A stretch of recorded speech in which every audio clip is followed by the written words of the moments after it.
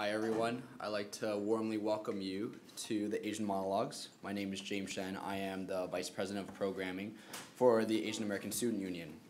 So for those that don't know, this is actually the first year Asian Monologue is appearing here at University of Maryland.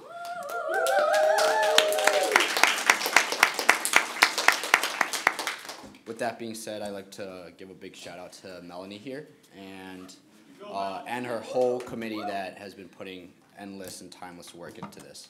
So basically the Asian Monologue is a unique opportunity for members of the Asian American community to share their diverse stories and experiences through poetry, prose, and original monologues. We aim to bring the audience into deeper conversations and understanding about identity, stereotypes, discrimination, love, and community, as well as our joys and triumphs.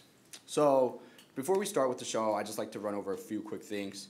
We'd like to thank the Multicultural Involvement and Community Advocacy for their continued support for diversity and awareness on campus, and the Asian American Student Union for sponsoring this event. We also ask that you silence your cell phones now, so if you do need to take anything, please go outside so we can respect the performers here on stage-ish. Okay, and respect is very important to the performers and your fellow audience members. There will be an intermission at 7:30, so if you guys can hold off until then, that would be great. So some of this information may be triggering to some individuals, so if you need to exit the room, please do so at any time during the performance quietly. A lot of this information is very private and personal, so please respect that and keep the stories inside this room if a speaker requests it.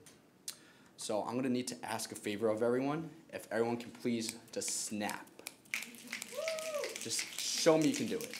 Awesome, awesome, great sound. So we are all about snaps, so please engage with the performance and snap if you hear something you like.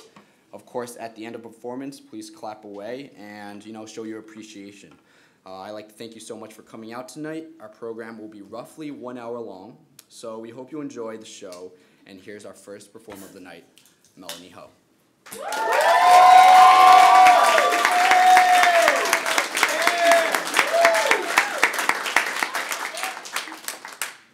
Hi everyone, could you kill the lights? All right, my piece is called, well, first of all, thank you so much for coming out. It's so wonderful that you're all here. My piece is called Song of My Father's Tongue. Song of my father's tongue sings a slow and patient tune as he taps on black keyboards. All I can think of is an everlasting totterer, a grown man toddler. His tongue trips and stutters over pointed consonants. He hangs in the distance between L and R, fingers clenched white with effort. The wet of his eyes glisten in tight spirals. He sits back in his chair. The wheels rumble past hardwood floor like train tracks. He folds left and right hand in prayer, hung between his thighs. Eyes become open palms, and he asks me, 송이야, 나 이메일 하나만 써줄래? Translated to, will you write an email for me? As the firstborn daughter of an immigrant family, my life's destiny was to be a translator. The umbilical cord that tied me to the womb of my mother reformed itself in a string of alphabet letters, and this time, I was on the other side, nursing my parents with American lies like, yeah, I'm allowed to watch TV while I'm grounded. Will you please buy me a Furby? All the Americans have one. I wielded American norms as a whip. I knew the crack of it could send my father's feet dancing to my will, that he would bend his proud and straight Korean back so that I would never feel estranged, a feeling he could never drop from his chest since the day his tongue fell off the back end of an airplane. His body resides here in the land of opportunity, but his tongue is still lost at sea, navigating the Pacific. In America, the land of milk and honey, the only flavor reserved for him is salt. His tongue will never make it back to him. His tongue will one day drown. Song of my father's tongue sings a slow and painful tune. He knew the bitterness I tried to bite back as the plagiarisms unfolded themselves from the walls of my tongue and teeth, but he never stopped asking for emails. never shared in my shame as he bent his proud back. Song of my father's tongue sings a slow and patient tune, and today my ears are finally open. I will speak for him, understand for him. Song of my father's tongue will be carried and cradled in daughter's hands. Thank you.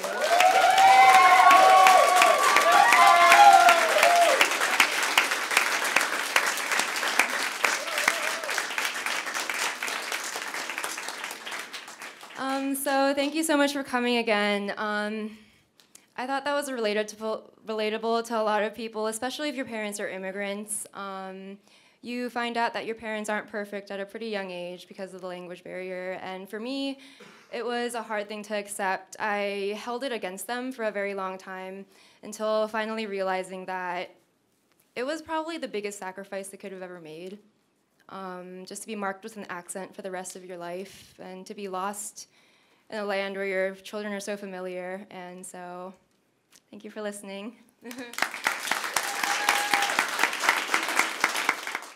Next, we have Christina sing, so please give a round of applause for her.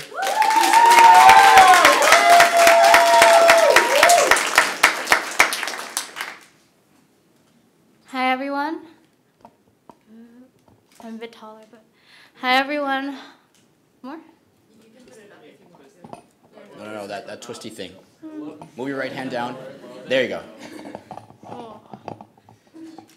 Okay, my piece is called Silence. Silence. It's the first thing you're taught. Honor your family and keep it in the family. Keep the silence. Childhoods pass. You study, toil, and sweat. The silence becomes an invisible badge of honor and pride, an indicator that of what you fought and survived, looking untarnished. Silence becomes as natural as the lies you tell to yourself, that things are all right. But when you see your mom hold her silence from constant verbal abuse and neglect, silence that isn't exactly quiet among active ears. When the first people to know about the entanglement of your family threads are the prosecutors and the lawyers, rather than good friends and neighbors, silence isn't neat, and it isn't nice. When your cousin cries himself to sleep, crying out for help, only to fall on parents' deaf ears. When you ask your relatives, why the hell would my cousin think he's his parents' punching bag? Only for them to ignore the answer within the question. You realize that silence is deafening, and silence is smothering. Protecting some pride and image that was never there to begin with, hurting and muting everyone for an empty word we call honor. Breaking silence is breaking tradition, and the silk thread of our tradition is over 3,000 years long. But I am not a piece of thread. I am me. I'm not bound by others. I see everything, and I will speak. For the life of me, myself, and I will speak the truth of 3,000 people's 3,000-year-old silence.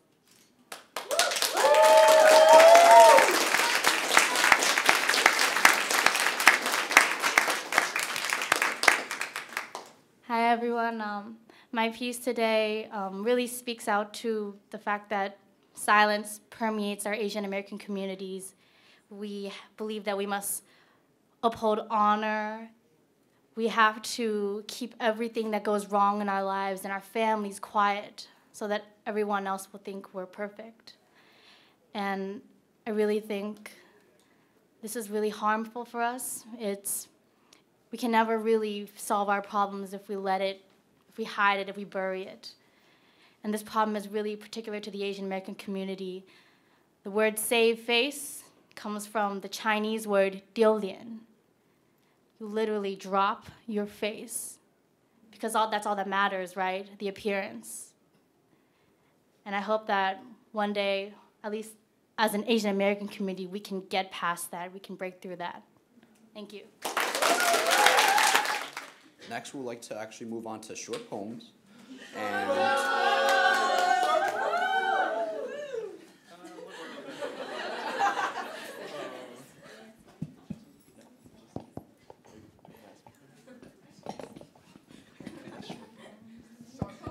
short poems.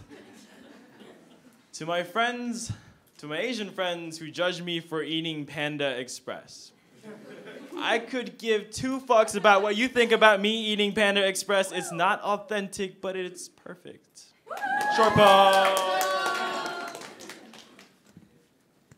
Overheard conversation of the day. All burgers are sandwiches, but not all sandwiches are burgers. Hashtag real talk. My mom and I were talking to the manager of a store once. He asked her, "Where are you from?" She said, "China." He said, "Oh, I dated a Korean girl once." If we suddenly switch to Mandarin when we've just been talking in English for the past 5 minutes, yeah, we're definitely talking about you.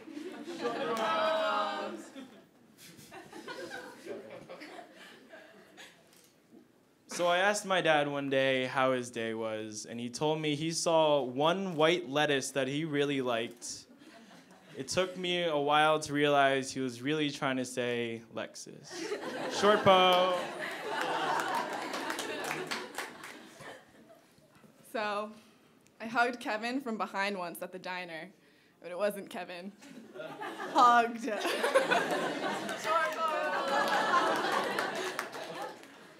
Last year, one of our neighbors down the street came to our house and asked us if we were moving. Instead of saying, "Yes, we are," my dad said, "No, we're evacuating." When it comes to describing people, Asian is an adjective, not a noun.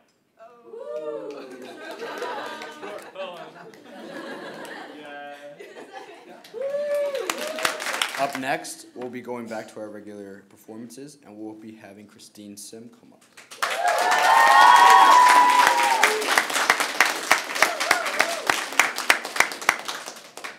Hi, I'm Christine.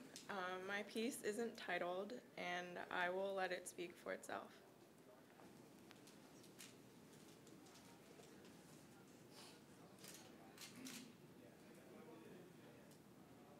You lying ass, soulless ass, narcissistic ass, poor excuse of a man, ass.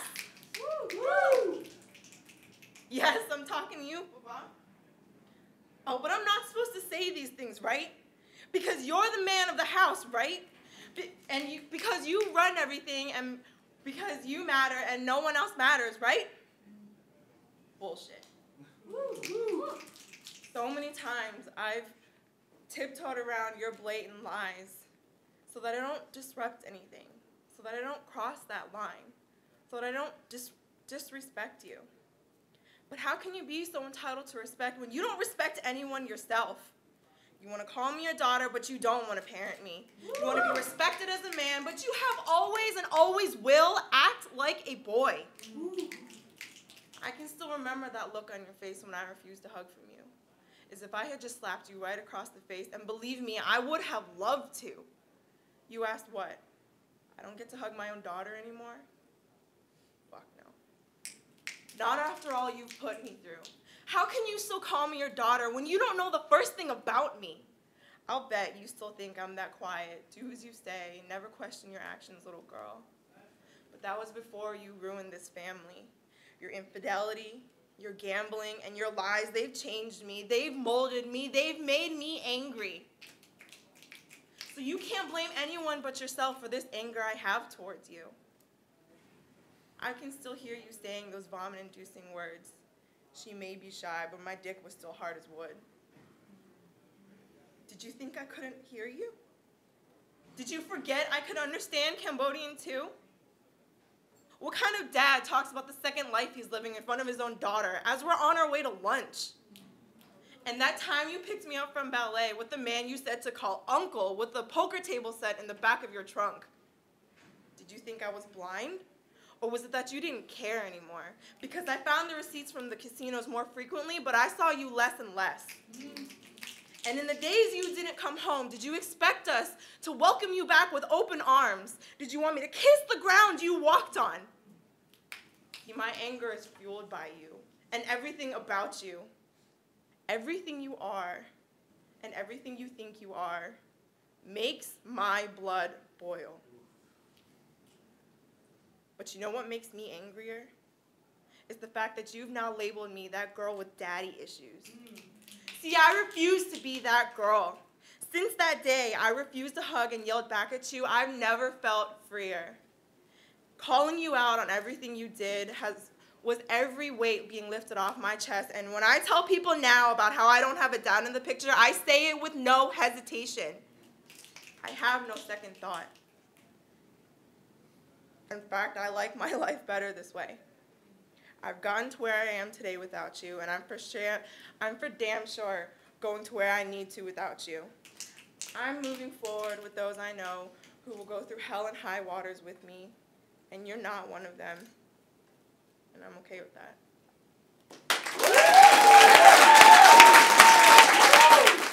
Up next, we have Vincent Chen, and he will be performing 2 pieces for us today.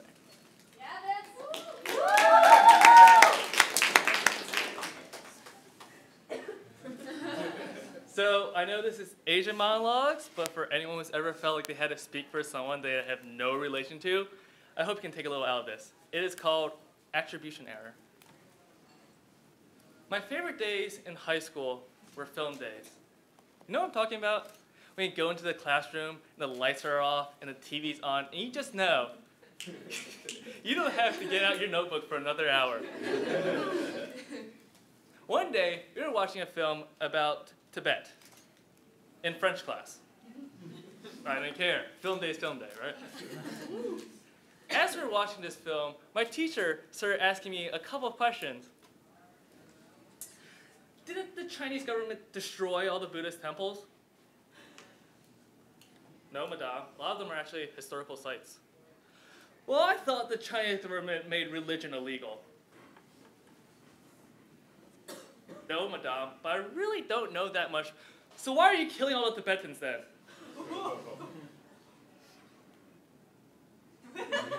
Me? I understand your frustration, I really do. Seeing all those poor Tibetans, you just feel helpless, don't you? You just want to do something. So you go after the only Asian American within shouting distance, a 16-year-old kid whose Chinese is only slightly better than his French. And you sure put him in his place, didn't you? I bet the Tibetans really appreciated that.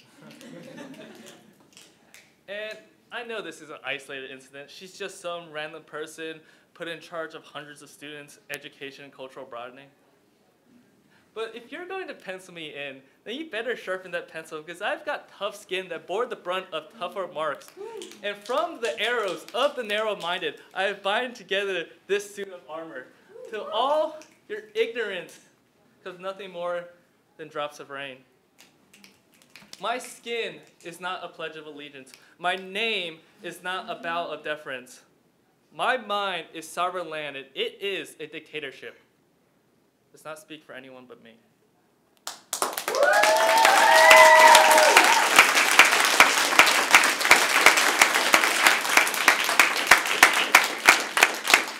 So that's a completely 100% true story.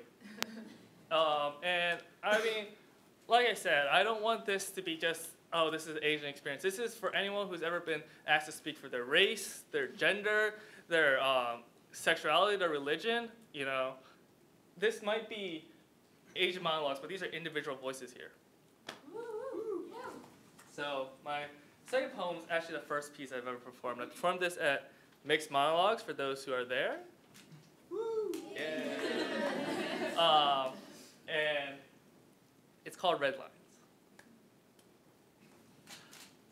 I once turned in an English paper that was so bad, it got a -2. That means not only did I get a 0 on this assignment, it actually went back and took off points from the previous assignment. And I thought, oh boy, I must have been the first person to travel back in time. My paper was so heavily annotated, you can barely read the lines that I wrote under my teacher's red lines and notes. Careful with those run-on sentences. You're using the wrong tense. Watch out for those comma splices. I was once told that you put a comma anywhere you would pause in the middle of a sentence while speaking it. I love my dog, comma, he is very big. And as a kid who stuttered, as a kid who had to take ESL classes, and as a kid who would rather do a 10-page paper than a 2-minute presentation, I tend to pause a lot. It was in first grade when I realized there's a reason everyone in my gifted class had accents. Rather than recess, we had speech tests. We played vowels and consonants while other kids played kickball and jungle gym. And when we played tag by dodging the teacher's gaze when she asked for volunteers. And I suppose you can give it some credit for me being here, right? But the only thing I really remember from that class was the time where we watched Jim Henson's The Labyrinth. Because somebody thought David Bowie's Spanx accentuated a crotch for 90 minutes was the best way to teach a bunch of foreign kids English. But I wonder what will happen if you ask that kid. That kid who couldn't go outside because he didn't practice his R's enough. The kid who stammered when he asked her out to High School Musical 3. The kid who couldn't believe he got a better grade on his English paper had he just stayed home. That he'd be here. And maybe his grammar isn't perfect yet, and maybe he's still not sure of his words, but he'll be speaking. And he's not speaking for a grade or participation credit, but because he wants to be heard. I wonder if he'll believe me. And I wonder if he'll believe me if I told him that the value of his words are not defined by red lines.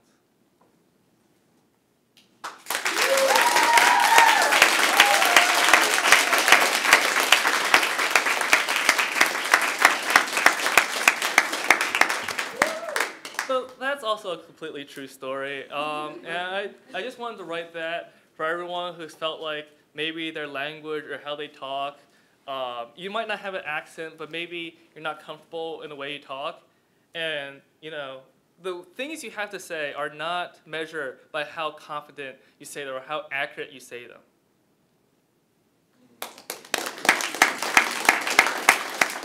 Thank you, Vincent. And next we have Christina.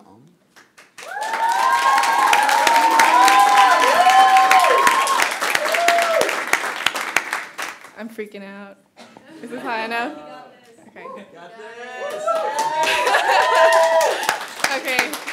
So this is just my story, and I'm really glad that I have the opportunity to share it with everyone. My piece is titled S-Word.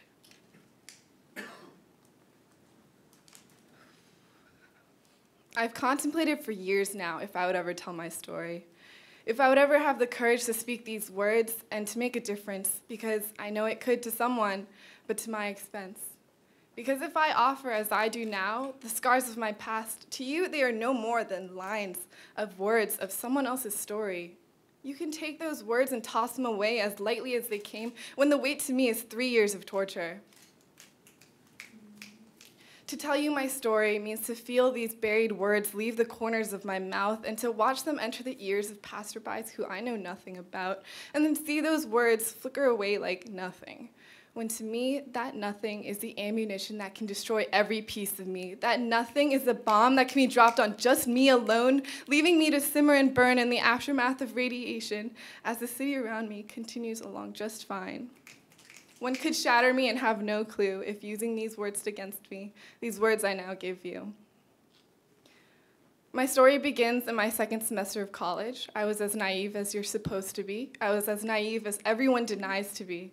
At that moment, I thought I was so strong. I would look back at the dirty hills of my past and think I had gone through mountains, but I had no idea that there was a canyon at my feet about to teach me what low really means. It took me over a year before I could say the S word without crying. The S word is seizure. Seizures come in many forms, and for me, there are two. They are called generalized and partial, or tonic-clonic and partial complex, or as I will call them here, big and small. The big ones, like the ones you see in the movies, usually before someone is about to die, when someone is overdosed and then they flatline, or imagine when someone has been tased, except a bit longer. The big ones, like the ones that people joke about when the lights flash a bit too quickly at a party, but truly I'm glad that that can be a joke to you. My first big seizure was on the day of my 19th birthday. I can still remember every detail about that morning, and it sends shivers down my spine every single time. I was woken up by a small seizure, just like every day in the past week since CSET started, completely out of the blue. But something that morning felt different. It felt like the static of an empty TV channel, if that were an emotion. A fear that I was quickly and completely engrossed in. My right eye shut without my permission, and through half my vision, I saw my body going crazy without me. I couldn't feel where my arms and legs were, but I could see them shaking above me. My second eye shut, and I could hear myself gasping and choking for air. The static grew thicker and louder and heavier until it went black. I woke up a few hours later, alone in my quiet room. My body felt like it had been thrown in a laundry machine and hung out to dry. There was blood all over my pillow because I had bitten my tongue over and over and over. But it is that moment before the darkness that is the loneliest, most helpless feeling in the world. That feeling is and will always be my biggest fear. That darkness I still meet so many mornings and nights. In the past 3 years, I have walked with you, eaten lunch with you, crammed notes way too late with you. I have been strapped to an enormous S-bomb while sitting beside you the entire time. Even when I first met this darkness, I laid awake just a few cinder blocks away from other people who could sleep soundly through the night. S stood not only for seizure, but for sacrifice. Sacrifice of school, of sleep, of sanity. S stood for self-pity and shame and secrecy. The S's stuck to me and sank me like stones. And yet there's still room for more S's. Christina is saved, silly and strong. My seizures may be big, but I am not small.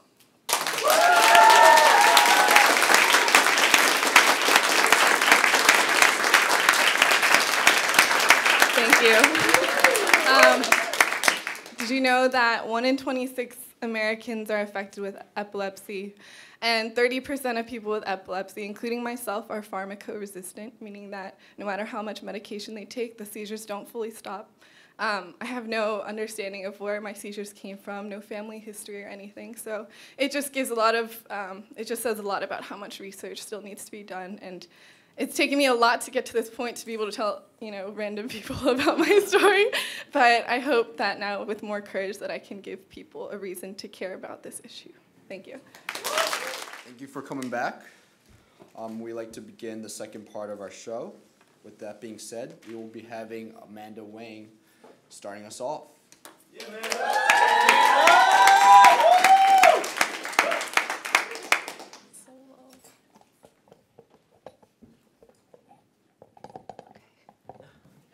Hi guys. My name is Amanda, like you guys know. So I'm going to be sharing my story about living with anxiety, and my piece is titled "Okay." I'm okay. Really, I'm fine. I don't need help. I don't need anyone to help. It's only once in a while. Once in a while, it creeps back, sneaks under my skin, into my head, inching its way to the surface, itching to get out. Once in a while, it's hard to ignore. Those negative thoughts, my insecurities taking over. I'm too fat, too tall, I'm too dramatic, too sensitive, too lazy, too timid, too loud, too bossy, too dumb, too tan, too big, too everything bad, and too nothing good. Once those thoughts consume me, it's game over. It's locking myself back up into a tiny bubble, refusing to let anyone near me, trapping myself into a pessimistic mindset, not understanding exactly why I can't smile, just knowing life got hard. It's hearing people tell me over and over, don't worry, stop thinking about it, it's not worth it, don't overreact. It's like a scab taking over your body. People keep telling you not to pick at it, but it keeps itching, and you keep scratching, and it hurts. But you keep scratching because all you want is to get that scab off. You want to be free from the itching. So a little hurt right now won't matter. Sometimes it becomes easier to ignore the itching, distracting yourself by constantly being busy. But even those distractions can become dangerous because that just makes it a bigger chance you have of not only disappointing yourself, but of disappointing that many more people. And so the scab grows. I can't explain what it feels like having that scab constantly there, itching and begging to be scratched. Sometimes the scab grows too big. The more I scratch at it, the bigger it gets. Scratching more, growing more. Sometimes I can't hide it from others. I can't say I'm okay. I can only plaster a smile on my face, a colorful Band-Aid over that scab, and get through the day as best as I can. I know what you all think. That ugly scab. You have to tiptoe on eggshells around me, the scab marking me as a fragile being, a big scarlet C on my chest because I'm crazy. Mental illnesses aren't real to you. The only thing I've learned about being okay is from what my parents have told me countless times. You'll be okay, Mei, just get some more sleep. You'll be okay, Mei, just finish your work. You won't feel so stressed. You'll be okay, Mei, just stop crying so the company won't feel uncomfortable. You'll be okay, Mei, just don't be sad anymore. Just stop. Just stop being crazy is what they're saying. Why can't you just do as we say? Why can't you just be like our friends' daughters? Why can't you be perfect? It's funny how your parents think they're raising you to be strong and independent while protecting you from the cruel world you're going to be released into, but how is it that they never taught you how to protect yourself from them? If that's what their definition of being okay is, then I'm very sorry to say that I'm not okay. I've always hid it, ashamed for others to discover this huge, ugly scab, but what's wrong with it? Everyone has a weakness. Everyone has a scab. Mine is just a little bit bigger. It's a little bit itchier and a little harder for me to control, but I'm okay with that. I'm okay with not being okay.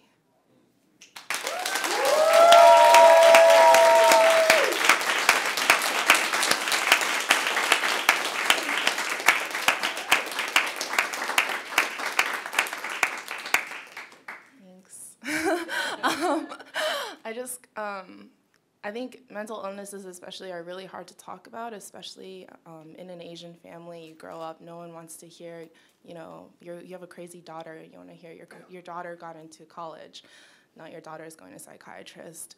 And I think me personally was really affected by what society was telling me was okay. And I think I just really wanted to share what I think is okay. I think everyone is okay in their own way, and it's okay if you're not okay. Next, we have Priya Krishna with, and she will be performing 3 pieces for us tonight. Yes, Yeah. we figured it out. Big star. Okay, a little higher.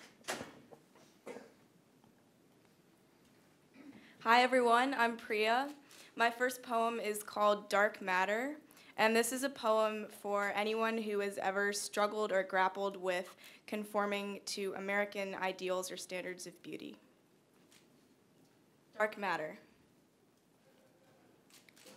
One day, my dad asked me, "Did you know American girls shave their legs?" I didn't say anything, but after I had finished chopping up functions into neat derivatives, I ran looking for him at 2 a.m. because I had sliced my thumb open with the razor. He said, "I didn't mean it like that. I was just saying it." One day, the mirror shouted, "You could make granny panties look like a thong." The quiz on the website said, "You are pear-shaped. Click here for things that might look good on you." The bumps on my hips forgot not to collide with the edges of doors on the way out of rooms.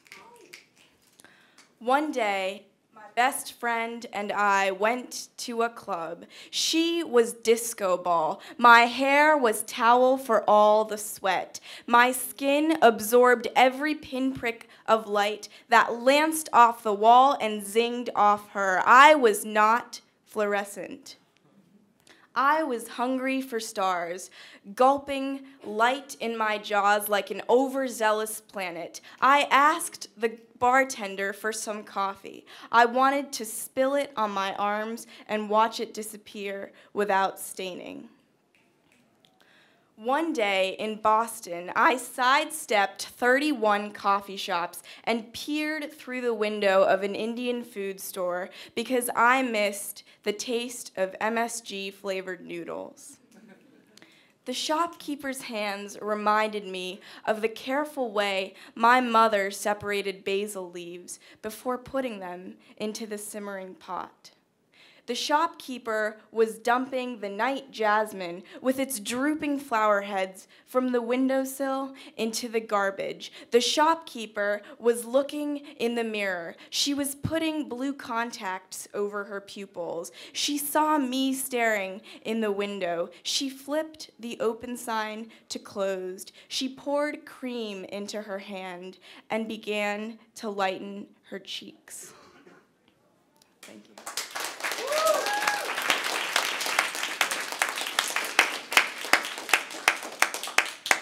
So my second poem was actually inspired by a conversation I had with a friend a few weeks ago about a Korean dish called sanakji.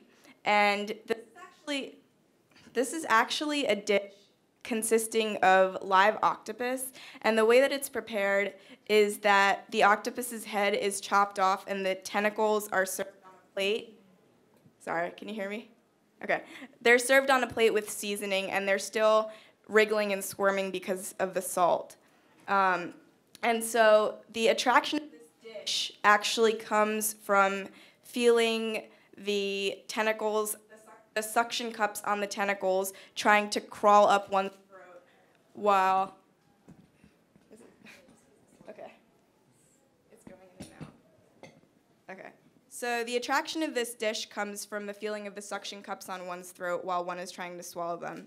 And while I was consumed by the weirdness of this dish, I was also thinking about how a lot of Indian American women struggle with being desexualized and also hypersexualized in American society, especially growing up. And so this poem is inspired by those two themes. To the boy who said, "You look like a virgin," before kissing me, did you know it was not you I was reaching for? If you cry hard enough the morning after, you will feel as though you have drunk too much sangria. That puffy eyes, dry throat feeling, that head stuck between the train tracks feeling, the cogs and gears of your thoughts ramming up against the edges feeling. If you looked a little more closely, you would have seen this in my eyes, in the globe of my face. To the boy who said, "Why are you so easy?" before reaching for me, Did you know that sometimes tongues on tongues are the perfect band-aids for the guilt that thickens my thighs? My kisses make suction cups on the walls of your esophagus, body electric, coiling around your vocal cords, hammering at the base of your mouth, roof of your throat. I want the memory of my laugh to leave you drowning.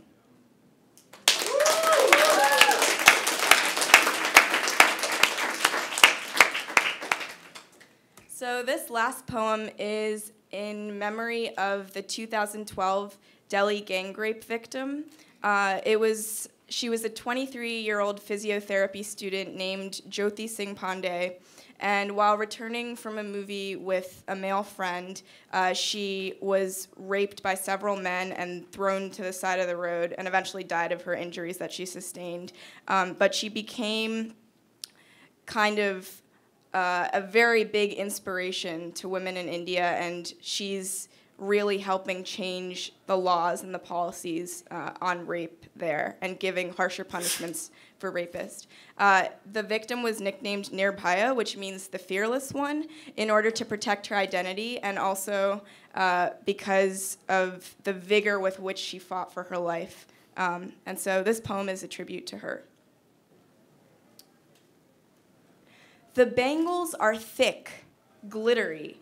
I trail mirrors behind me unwittingly on the small, light-battered city sidewalk. What's a bangle, you say? How do you not know, I say? Why would I? You slide one off my wrist onto yours, shaking it, laughing, dropping it in the dirt, then fumbling for it again. So showy, so stupid. Eyes dry and throat aching.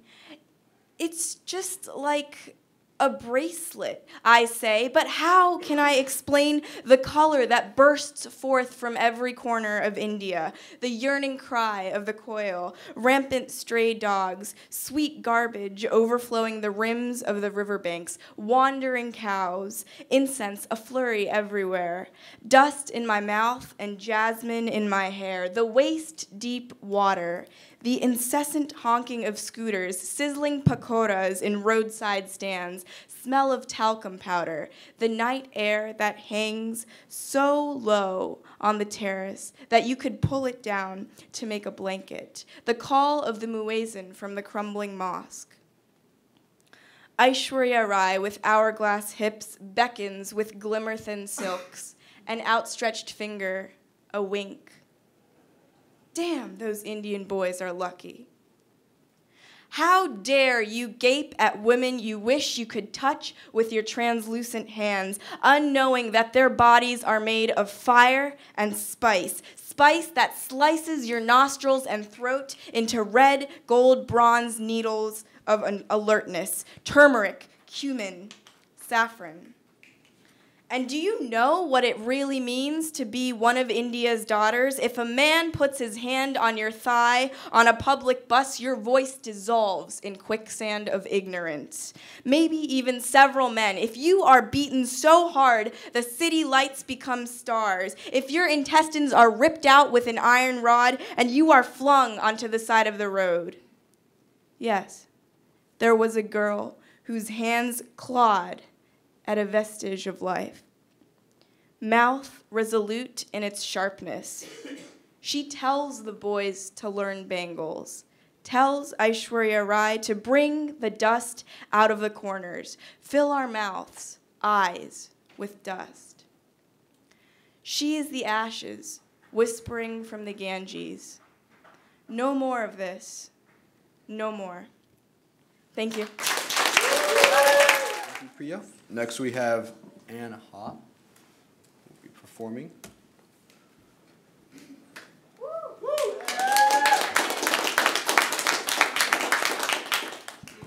Hello. For those who don't know me, I'm Ang Ha. I am a former VSA president back in 2011. And my piece is called Two Stories. And it's going to be two stories about Vietnam. Let me tell you two stories about Vietnam. The first story takes place in the hot and humid city of Saigon in the 1970s. The streets are filled with loud roars of tanks, and the American soldiers wandered the city, hoping tonight was going to be their lucky night. Lucky to get down with the Vietnamese prostitute, the desperate and helpless, submissive girls.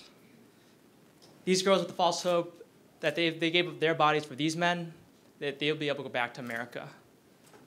The soldiers didn't care, because tomorrow they'll be back home, back to their normal lives, back away from the war-torn country.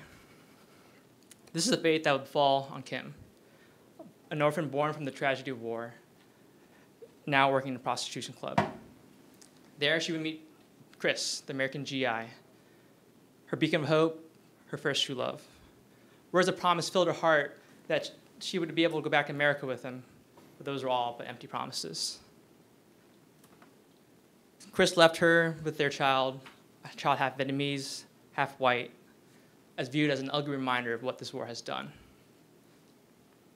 Several years later, Chris would return to find Kim and their child, only to reveal the fact that he can't take her back, because now he was married to an American woman.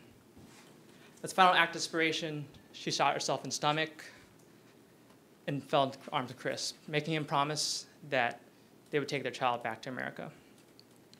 And this is how her story ends. This is the story of Miss Saigon. This is the proclaimed, historically accurate, award-winning Broadway musical. This is what they tell us is the truth about Vietnam. This is the false portrayal that Vietnamese women are just helpless whores and Vietnamese men were undesirable and sexist. Now let me tell you the second story. This is the story of my parents.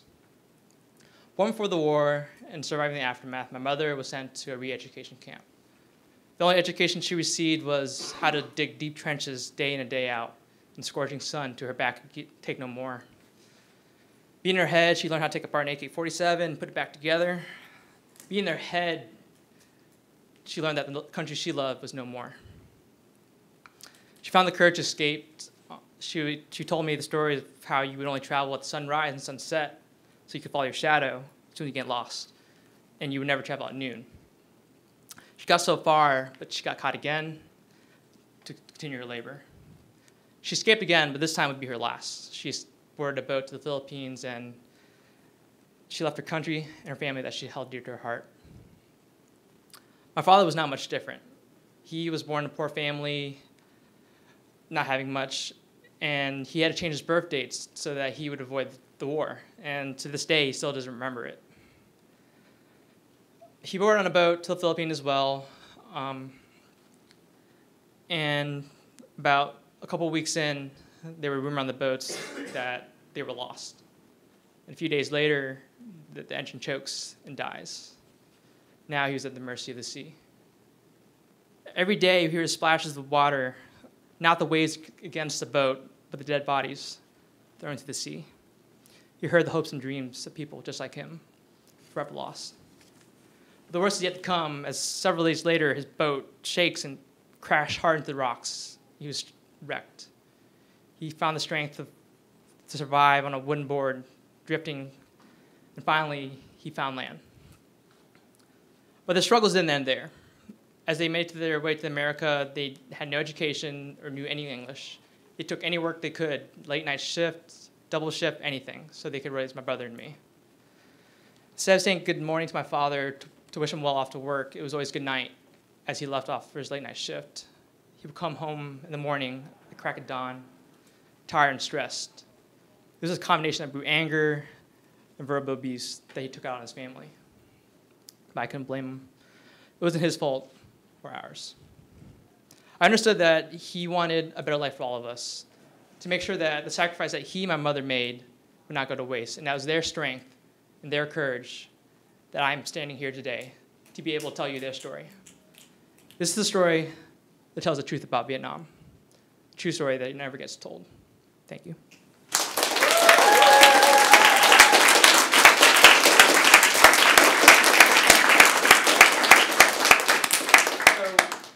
The story is pretty much, we all have learned about the Vietnamese history in our classroom about the Vietnamese War. We learn from the movies like Full Metal Jacket, Me Love You So Long, and this is the story that never really gets told, and this is the true history of my parents and many others, I think, that can relate. So thank you. Now we'll actually have a second round of short poems.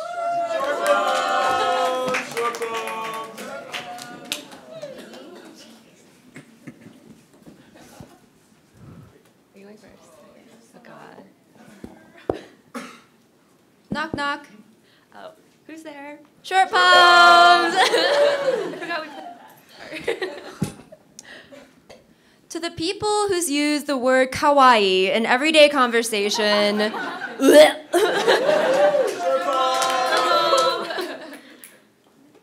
My grandma once told me she was supposed to be picked up from Onion Station. She meant Union Station. Dear Dad, I'm a person, not a vegetable. Please treat me like one. Use the heater so I don't feel like I'm living in a refrigerator. My name is Christina Zhang. I don't like bubbles in my bubble tea, and I like to twerk. I'll hail the new Asian woman. Dear extended family, yes, I've noticed I am getting bigger. Some pickup lines that I've had directed to me. Good morning, yellow girl. Last night I went to an all-Asian party. It made me think of you. You don't date Chinese guys? Fantastic. I'm glad you told me. I don't date racists. Up next, we have Ashley Zhang.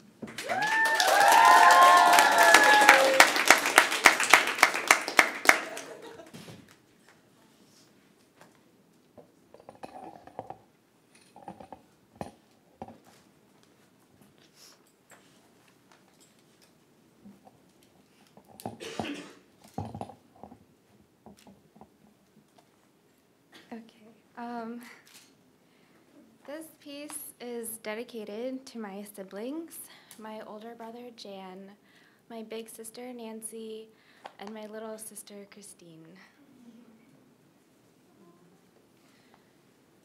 It's not easy being a highly functional neurotic.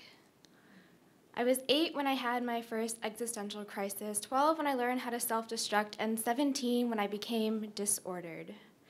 Disorder, like something you use to describe a teenager's bedroom. Disorder, a state of confusion, tiresome days of mess and disorder. I remember those days. 4.5 years ago, I wrote about it in a letter to a friend.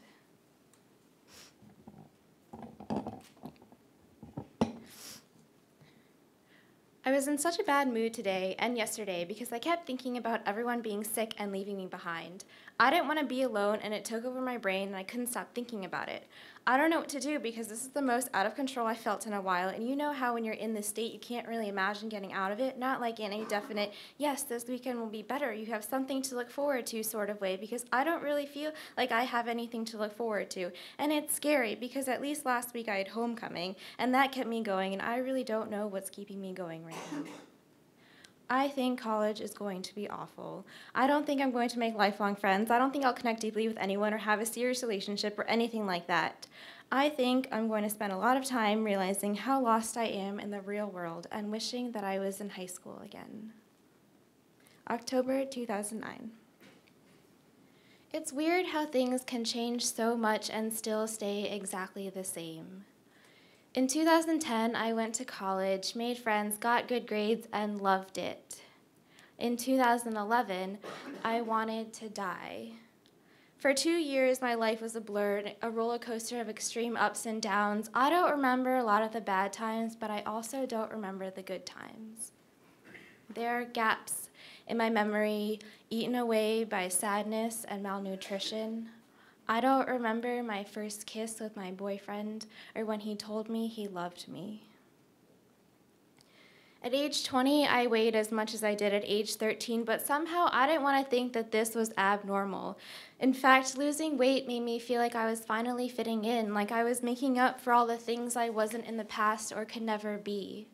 Because I'm Asian, right? Growing up, I always felt like the average Asian, and when I got to college, I realized that there's nothing special about staying the same size as you were in middle school. But the more I tried to be special, the more I wasted my actual potential.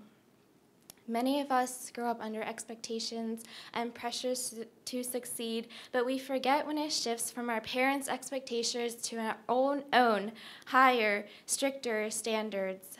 Mulan taught us that there is more to being a girl than looks and matchmaking, but that there is still something so terrifying about bringing shame upon your family.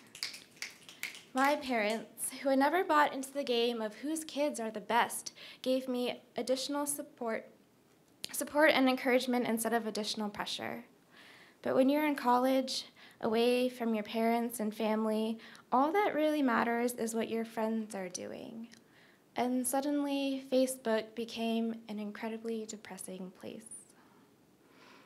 The thing about the real world, as my 17-year-old self had called it, is that sympathy doesn't get you jobs. There's no room to write on your grad school application that the reason for your academic mediocrity was a string of mental disorders.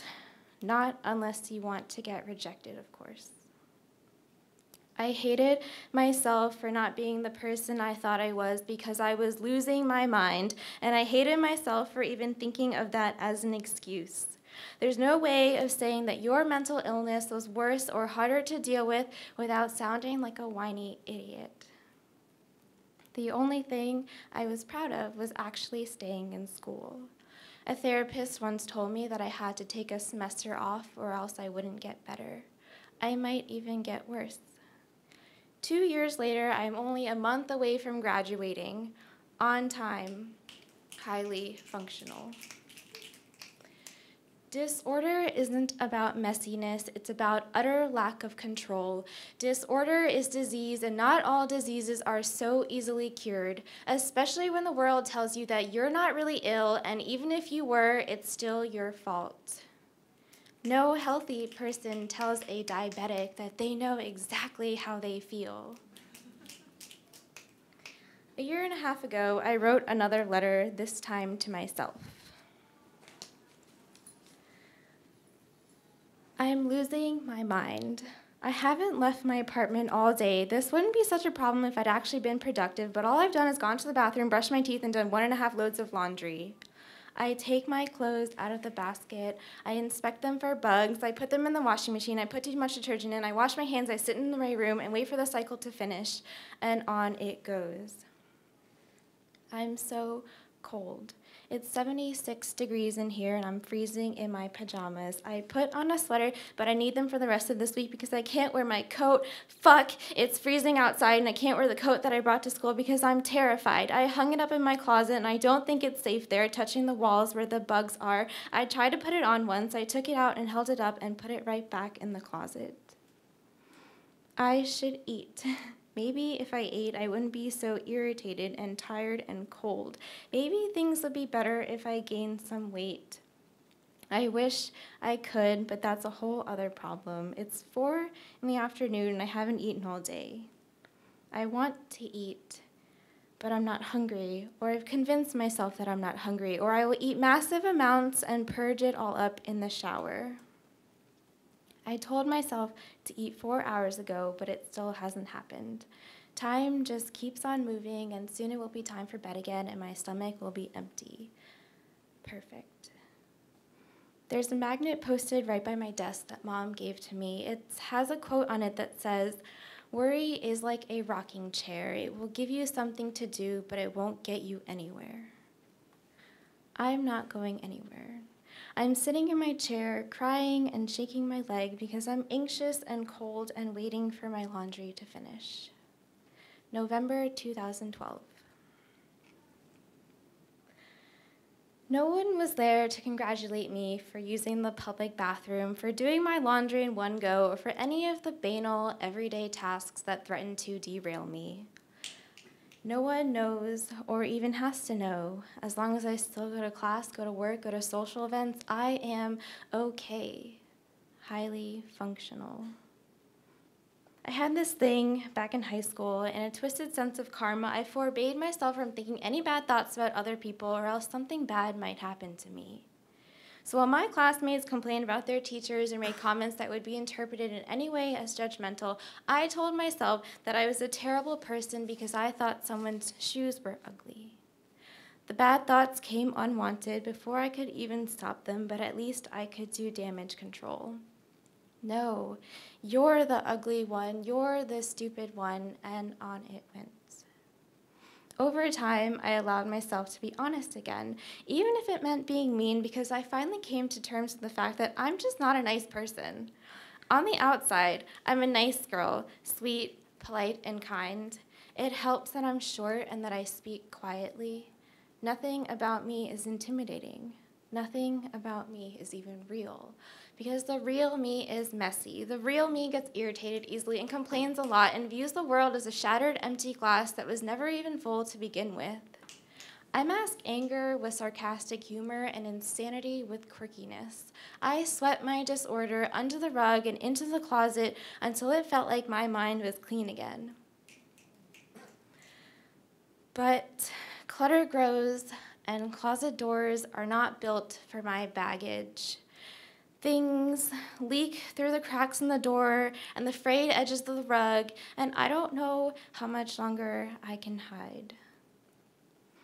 It's not easy being a highly functional neurotic because it's not easy being alone.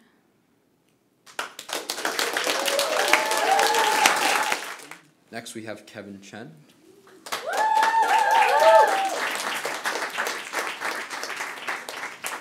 And he will be performing 2 pieces for us tonight.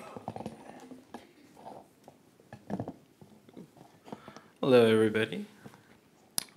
So my first poem, is for my dad, and it's called "Walk with Me." Like you used to, every night after dinner, spin dizzy to the sounds of frog songs and cricket chatter, and just for tonight, I want you to roll your shoulders back.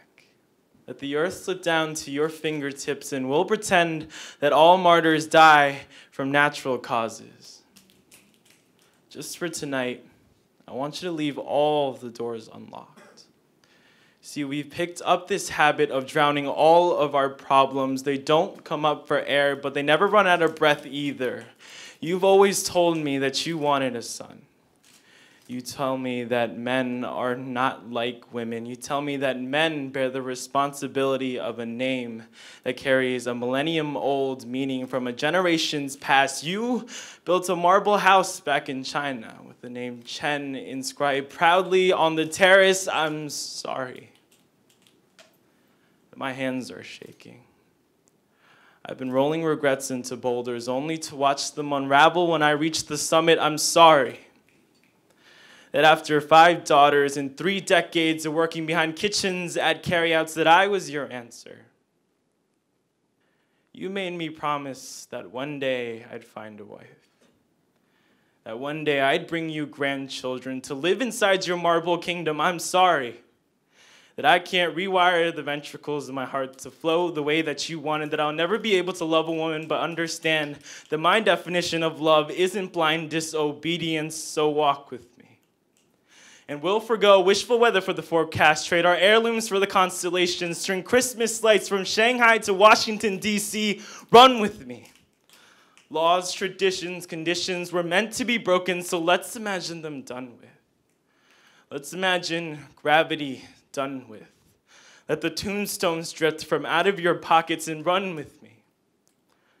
As if your love for me wasn't conditional. Tell me that I don't have a condition.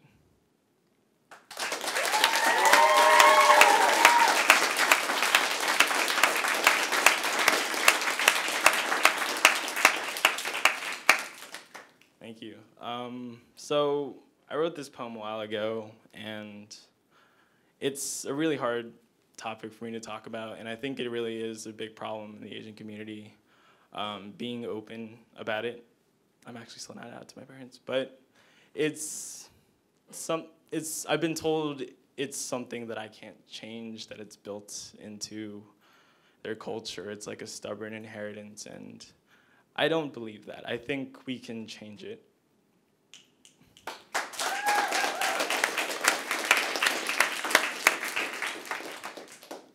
All right, so my next poem is for my sister. I'm writing a lot of poems about family, but this one's called Cindy. We are pendulums, living on opposite sides of our father's clock. You were born on midnight, with both hands already raised in a solemn surrender. You were the fourth child of 6. Moved to the United States when you were 5, met a familiar man who smelled like stir-fried cigarettes, who you later called dad at 6, became a makeshift matriarch at 15, then a full-time cashier at his restaurant at 17. Your hands have never stopped moving. I remember the night when you told me that your whole life felt like a fraction. Bottom heavy, like an inverted hourglass that nobody bothered to turn. They told you to keep your mind in the numerator and your matter in the denominator, but you told me you were never good with math. You preferred art. Growing up in an empty house, I used to watch your hands hang like primary colors, your hands spinning like kaleidoscopes across canvas. You were a cartographer, mapping the intersections between red and blue and red. You were painting a cross-section of your chest, a sprawling metropolis of veins and arteries. It's no wonder you left an X in the space between your lungs, as if you could solve for it by plugging in numbers and numbers and numbers. You told me you were never good with math. I remember the night when you started painting black, twirling on the axis of midnight, when you two would come home smelling like stir-fried cigarettes. You told me that the sum of all colors would always be black. I remember when you stopped painting. You told me you were looking for a rainbow, one that wasn't anchored in the pots and walks behind kitchens at carryouts. You told me you were looking for a reason to believe that rainbows could exist without the gold. I remember the night you met a boy, one that made you feel top-heavy, so you fell head over heels for a man with a prism heart, 2 partial fractions.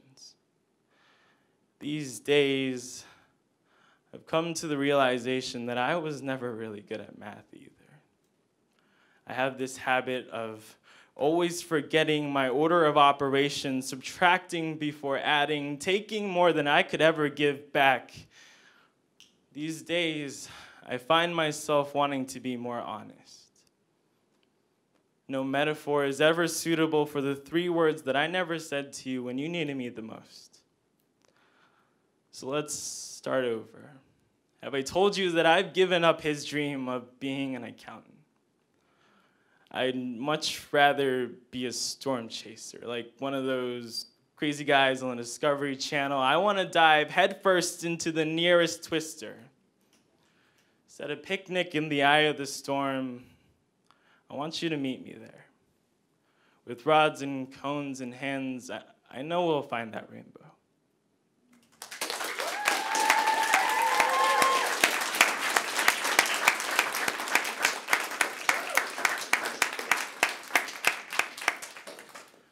So this poem is about my sister, and it's really just, it was a poem that I wrote because after growing up and going to college, I finally realized the sacrifices that my family has made for me, especially as immigrants and working in like ethnic, entrepreneurial kind of small businesses.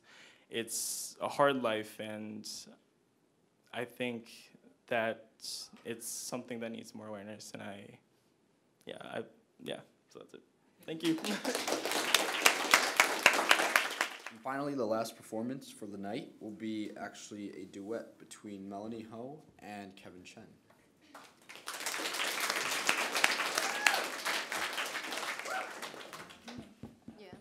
Hello?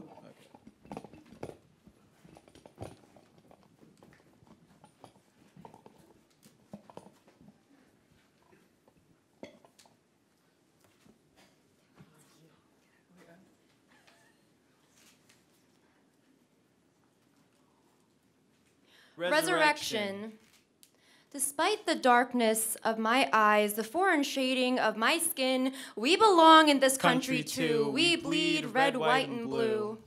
But I can't help feeling that this land has turned its back on me when we're excluded from American history. The Chinese Exclusion Act was the longest exclusion act this nation has ever known, but 6 decades in a textbook 700 pages thick takes the space of maybe 3 paragraphs. I read somewhere that after the Japanese were forced into internment camps, their sons inherited their blistering shame under the gaze of 2 crimson suns holding dusk at their throats. They called themselves the Purple Heart Battalion. A casualty rate of 314%, like an exchange rate paid with limbs, blood, bodies. They bartered shame for pride or pride for shame. A tragic paradox. These days, I find myself increasingly alike, yet increasingly unequal. I find that just having a seat at the table isn't enough to keep me from starving. I am paraded around like a prized child of meritocracy, yet orphaned by American history chronology. You truly only value me when my mouth is shut to food and speech. When your ancestors traded their unpronounceable surnames given to them by their mothers for U.S. stamps on U.S. papers, for an apple pie name that tasted like fever pitch, for this red, white, and blue, do not forget what they have surrendered. Sometimes, when I close my eyes, I can hear them. In the moments when I feel homesick for a place my body has never been, do not confuse surrender with submission. That surrender gives you the right to forget. Remember, when you stand on this land, this soil, you are not alone. You stand at the shoulders of your father and your father's father, stretching the diameter of our world, each with their own triumphs, heartbreaks, and failures.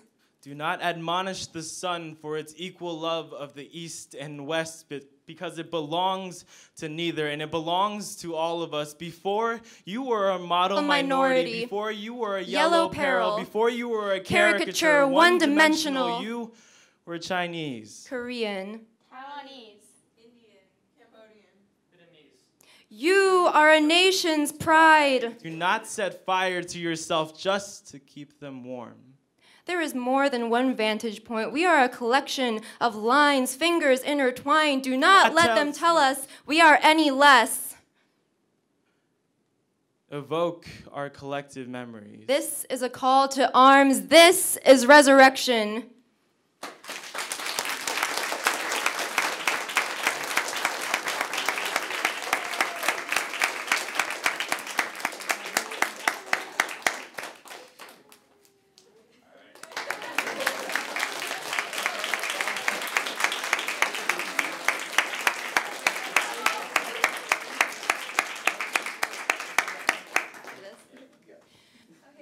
Thank you so much for coming out to our first ever Asian monologue. That is the conclusion of our program.